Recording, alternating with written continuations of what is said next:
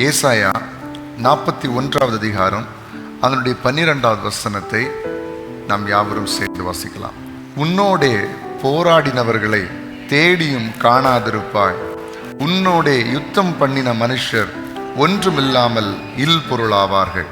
அவனுடைய பிள்ளைகளே, இந்த மாதத்தில் தேவன் நமக்கு இந்த வார்த்தையை கொடுக்கிறார்.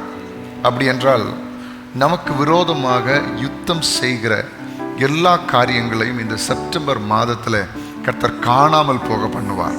இந்த புதிய மாதத்தில் கர்த்தர் உங்களுக்கு சொல்லுகிறார், இத்தனை நாட்களாய் உங்களை எந்த காரியம் உங்களுக்கு விரோதமாக யுத்தம் செய்து கொண்டிருந்தாலும் சரி, எந்த காரியம் உங்களுடைய இருதயங்களை நறுக்கி கொண்டிருந்தாலும் சரி, இந்த செப்டம்பர் மாதத்தில் அதற்கான பதிலை கர்த்தர் தருவார்.